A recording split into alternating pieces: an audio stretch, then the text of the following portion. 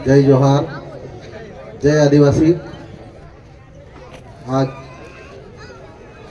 बदनावर विधानसभा क्षेत्र के ये भैंसवाला क्षेत्र में जो पीएम टेक्सटाइल प्रोजेक्ट को निरस्त करने के लिए आप लोगों ने महापंचायत रखी और इस महापंचायत में हमारे आसपास के ग्रामीण क्षेत्रों से, धार जिले से, झाबुआ जिले से, अलग अलग जिलों से हमारे युवा साथी पहुंचे हैं। साथियों,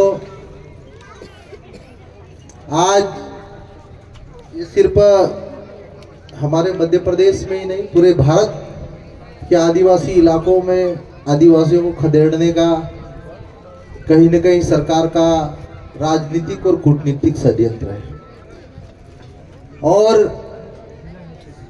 आजाद भारत में आदिवासियों को आदिवासियों की ही जमीन से खदेड़ने का, इस देश के मूल मालिकों को अपनी ही जमीन से खदेड़ने का जो ये षड्यंत्र है, ये सरकारें किसी भी पार्टी की रही, ये जो आदिवासियों को आदिवासियों के जल, जंगल और जमीन से जो खदेड़ने के जो कूटनीतिक राजनीतिक जो षड्यंत्र है, और इन षड्यंत्रों में ये सरकारें कामयाब भी हो जा रही है। क्यों? कभी आप लोगों के मन में विचार आया क्यों? जब भारत आजाद नहीं था, जब अंग्रेजों का 200 सालों तक शासन चला और उस शासन में हमारी जमीन सुरक्षित रही, लेकिन जब हम आजादी के गुण गा रहे हैं, आजादी का अमृतकाल मना रहे हैं, आजादी के जय जयकारे कर रहे हैं, और इस आजादी में हमारी जमीनें सुरक्षित नहीं। अंग्रेजी शासनकाल में जब आदिवासियों की जमीन, आदिवासी इलाकों में दखलंदाजी करने की कोशिश हुई तो बिरसा मुंडा पैदा हुआ, टंट्या भील पैदा हुआ, वीर गुंडाधुर पैदा हुआ, सिद्धू कानू पैदा हुआ। लेकिन आजाद भारत में, आजादी के इस अमृतकाल में जब आदिवासियों की जमीन छीनी जा रही है, आदिवासी क्षेत्रों में बड़ी बड़ी कंपनियां आकर आदिवासियों को बेदखल कर रही है, तो उन बिरसा मुंडा की आत्मा और टंट्या मामा की आत्मा, गुंडाधुर की आत्मा हमारी नई पीढ़ी के युवाओं के भीतर क्यों नहीं घुस रही है, इसकी मुझे चिंता है। जब विदेशी हुकूमतों के सामने 25 साल का नौजवान वीर गुंडाधुर, बिरसा मुंडा क्रांति पैदा कर दी, झारखंड जैसे राज्य से लेके मध्य प्रदेश जैसे राज्य में एक आवाज में भी अंग्रेजों को आदिवासी इलाके छोड़ने पर मजबूर कर दिए। लेकिन ये आजाद भारत में आज ऐसा क्यों? ये इसलिए हो रहा मेरे साथियों, क्योंकि आज हमारे आदिवासी समाज अलग अलग टुकड़ों में बटा हुआ है। राजस्थान का अपने आप को अलग मान रहा है, मध्य प्रदेश को अपने आप को अलग मान रहा है, महाराष्ट्र का आदिवासी अलग मान रहा है, झारखंड का आदिवासी अलग मान रहा है, उड़ीसा का आदिवासी अलग मान रहा है। जबकि भारत के संविधान में ये पूरे देश के 10 करोड़ से ज्यादा आदिवासी इस देश के मूल मालिक हैं, इस देश के मालिक हैं। लेकिन ये मालिक आज एकजुट नहीं है। ये मालिक आज ये भूल चुके हैं कि हम इस देश के मालिक, और इनको ये एहसास दिलाना है, इनको याद दिलाना है कि हम इस देश के मालिक हैं। आज हम बात करते हैं इस लोकतांत्रिक व्यवस्था, इस लोकतांत्रिक व्यवस्था में जयपाल सिंह मुंडा के बाद आदिवासियों के लिए लड़ने वाले, आदिवासियों के जल जंगल जमीन के लिए लड़ने वाले, आदिवासियों की जमीन के लिए क्रांतिकारी क्रांति पैदा करने वाले युवा कितने हुए। आज हम राजनीतिक पार्टियों की बात करते हैं, हमारे राजस्थान के युवा साथी बोल रहे थे कि मध्य प्रदेश में जयेश के नाम से जो आदिवासी की जमीन छीनने वाले मुद्दे देते हैं, ये बात सही है। लेकिन जब आदिवासी समाज के नेतृत्व करता हमारे युवा जब राजनीति में जाने की बात करते हैं तो यहीं पे आवाज उठने लगती है कि राजनीति नहीं करना है। जब हमारे युवा चुनाव लड़ने की बात करते हैं तो यहीं पे विरोधाभास पैदा होता है। लेकिन इस लोकतांत्रिक व्यवस्था में यह भी आप लोगों को सुनना चाहिए, समझना चाहिए कि आप अगर विधानसभा और लोकसभा में जाकर अगर सामाजिक नेतृत्व पैदा नहीं करोगे तो हमारी जमीन हमारे सामने छिनती जाएगी। आज आप लोग बताओ मुझे, आज यहां मुझे हाथ खड़ा करके बताएंगे कितने सरपंच बदनावर विधानसभा क्षेत्र के इस जमीन बचाने के लिए उपस्थित हुए? हाथ खड़े करके बताएंगे मुझे। कितने जनपद सदस्य उपस्थित हुए यहाँ पे? हाथ खड़े करके बताएंगे।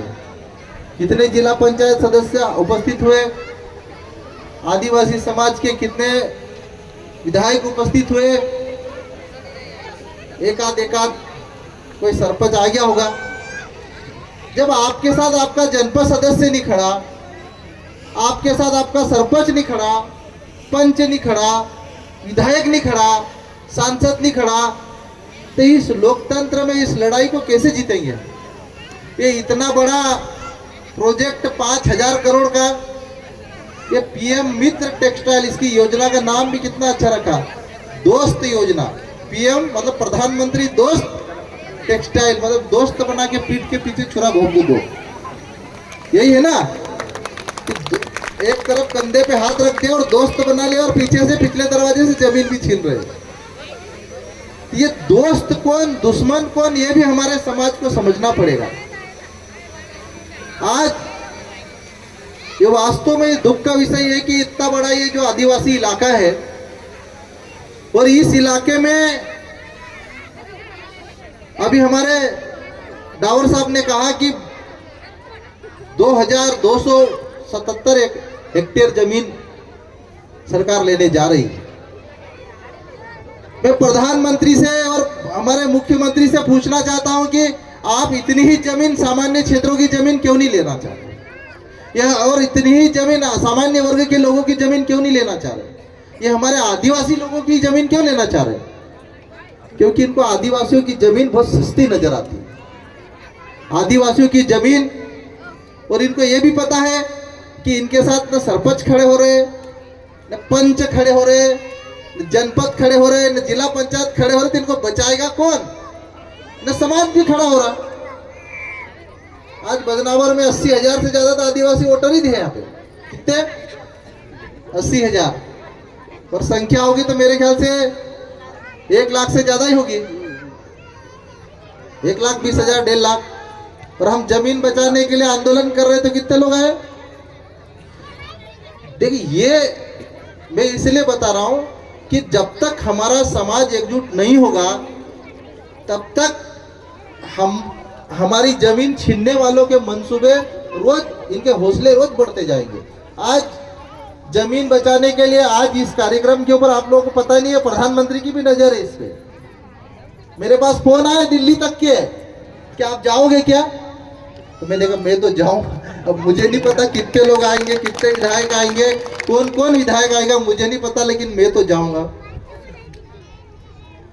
और उनको इस बात से भी डर है कि कहीं 50,000, 1-2 लाख लोग इकट्ठे नहीं हो जाए, नहीं तो प्रोजेक्ट रिजेक्ट करना पड़ेगा। लेकिन यार, रिजेक्ट करने वाले तो एक घर दूसरे दाड़की जाके पता नहीं क्या करें, उनको जमीन की चिंता नहीं है।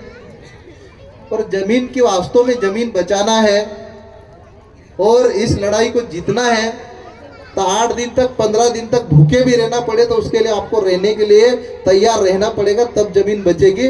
वरना ये इतना बड़ा प्रोजेक्ट है, इतनी बड़ी सरकार लगी है इस जमीन के ऊपर, आपको कैसे इन लोगों से बचाओगे?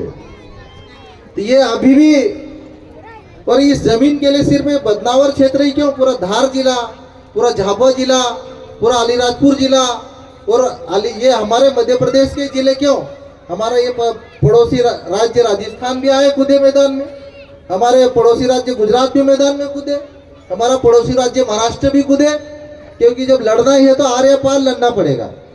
हम बोले कि 15 दिन 8 दिन 2 महीने में धरना प्रदर्शन करने से काम नहीं चलेगा। और इस लड़ाई को, ये लड़ाई आप लोग हमारे युवा साथी बोल रहे थे कि इस लड़ाई को हम लोग कोर्ट ले जाएंगे।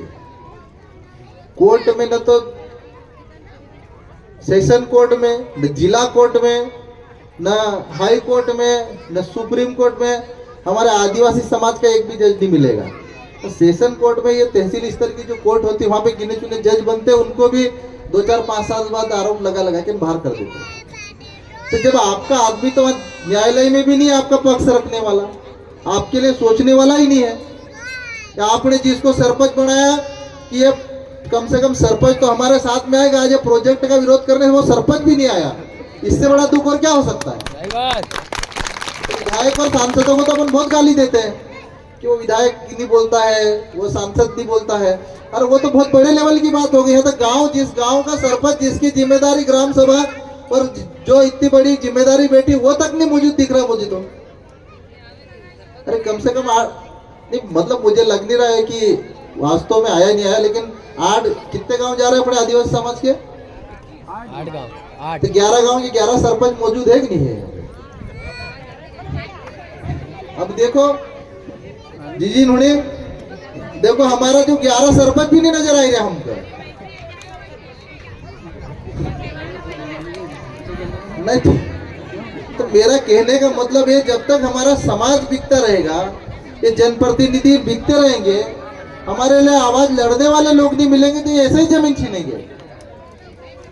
और हमको तो पंच से लेके, सरपंच से लेके, विधायक से लेके, सांसद से लेके सब एक साथ हम लोग बैठेंगे, लड़ेंगे, तो जाके इनके कान में थोड़ा बहुत आवाज जाएगी, वरना इनको क्या फर्क पड़ता है। आज यही कार्यक्रम मैं तो बोल रहा था, मैं तो चाह रहा था डावर साहब वहां धार जिले में कलेक्टर कार्यालय के सामने रखते और कलेक्टर कार्यालय का घेराव करते, तब तो इनको समझ में आती। अब यहाँ तो जंगल में नाचा मोर देखा किसने वाला कार्यक्रम है। मीडिया वाले भी, वो नेशनल इंटरनेशनल मीडिया वाले भी कहाँ आएंगे यहाँ पे। तो कहने का मतलब ये भाई कि जब तक ये समाज का एक एक बच्चा, जब तक तुम 15 दिन के लिए भूख हड़ताल नहीं करो, जब तक ये 4-5 राज्य के लोग आके यहाँ 1 लाख 2 लाख लोग इकट्ठे 15 दिन 1 महीने तक नहीं डेरा डालेंगे, तब तक इनको कोई फर्क पड़ने वाला नहीं है। और कोर्ट में क्यों जाए हम लोग, फैसला यही ऑन द स्पॉट हो, यही प्रधानमंत्री आना पड़ेगा। आप लोग 2 लाख इकट्ठे हो जाओ, 4-5 राज्य के आदिवासी यहाँ पे डेरा डाल दो, प्रधानमंत्री नरेंद्र मोदी को यहीं आना पड़ेगा और इस चुनाव से पहले आना पड़ेगा, लोकसभा चुनाव से पहले आना पड़ेगा, और प्रोजेक्ट निरस्त भी लोकसभा चुनाव से पहले करेगा। लेकिन उसके लिए मेहनत अभी करने की जरूरत है हमको। हम कोर्ट वोट जाएंगे 10 साल 20 साल, कोई कोर्ट न्याय नहीं देने वाले। 10 साल 20 साल में तो हम लोग कटोरा लेके भीख मांगने वाली स्थिति में आ जाएंगे, जमीन चली जाएगी, क्या करेंगे हम लोग। तो मेरा आप सभी बदनावर वासियों और हमारे मध्य प्रदेश के आदिवासी भाइयों से मैं कहना चाहता हूं कि जमीन तो इनको 1 इंच नहीं देना है, और अगर जबरदस्ती छीनते हैं तो ये 4-5 राज्य के आदिवासियों को तैयार भी रहना पड़ेगा बिरसा मुंडा बनने के लिए, टंटिया मामा बनने के लिए, गुंडा धूर बनने के लिए। और जब तक ये बिरसा मुंडा टंटिया मामा की आत्मा नहीं घुसाओगे, तब तक आपकी जमीन बचने वाली नहीं मेरे भाइयों। बात समझ रहे हो ना मेरी। टंटिया मामा जब हमारे महू में एक बबकी मारता था तो 200 किलोमीटर दूर तक अंग्रेजों को खबर लग जाती है कि टंटिया मामा ने बबकी मारी, इस क्षेत्र में अंदर नहीं घुसना है। तो वैसे युवाओं को वैसे टंटिया मामा बनना पड़ेगा, बिरसा मुंडा बनना पड़ेगा, गुंडाधुर बनना पड़ेगा। और जो मैं तो बोल रहा हूं, कोई भी नेता हो, आपकी पार्टी का हो चाहे पार्टी का नहीं हो, जो आदिवासी समाज के आरक्षण से अगर विधायक बना, सरपंच बना, पंच बना, जनपद बना, और आपकी लड़ाई लड़ने के लिए आपके साथ खड़ा नहीं होता है, तो ऐसे जनप्रतिनिधियों का क्या करना चाहिए, इसका फैसला भी समाज को करना चाहिए। तो बुरे समय में जो आपके काम नहीं आता वो किस काम का?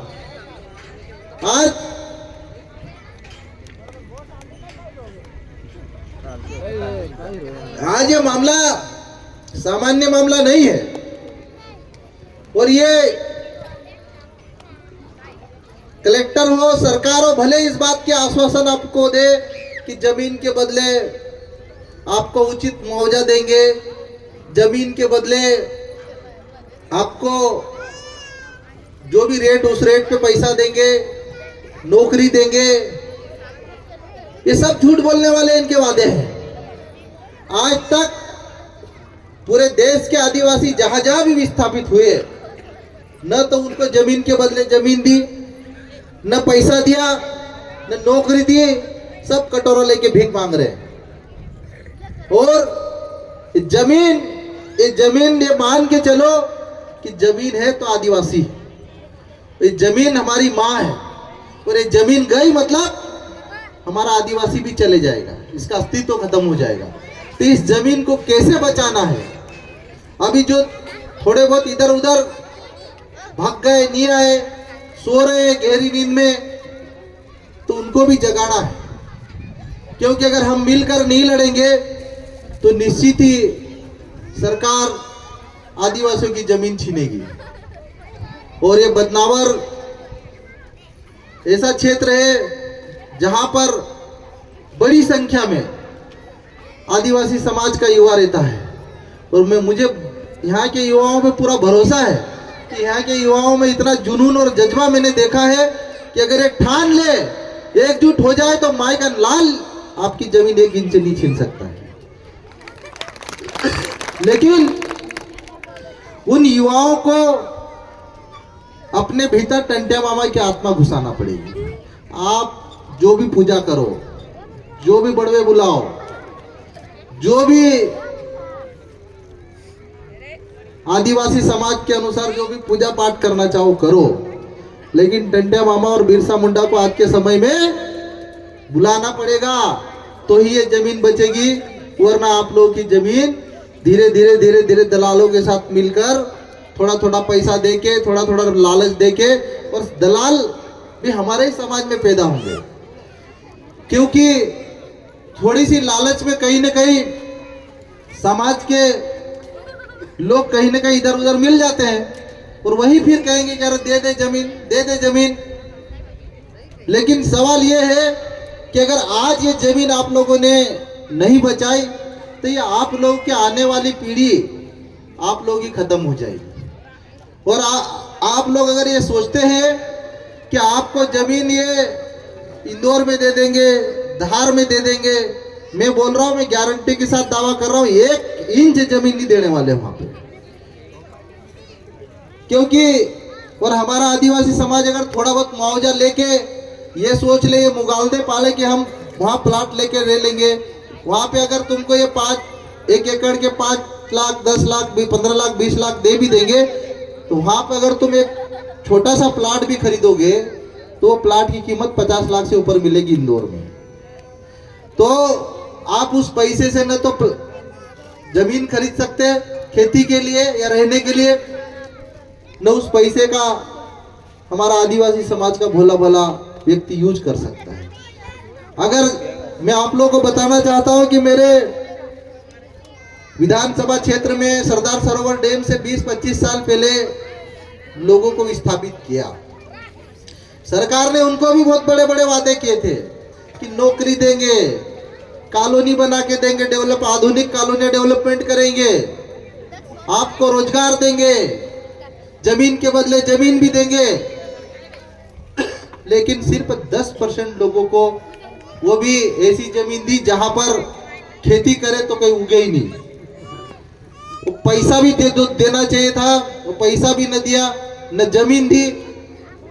और आज जिन की नर्मदा सरदार सरोवर डैम के कारण जिन की जमीन गई, जो लोग विस्थापित हुए, आज उनकी स्थिति कटोरा लेके भीख मांगने वाली स्थिति हो गई और उनका सब कुछ खत्म हो गया, गांव के गांव खत्म हो गए।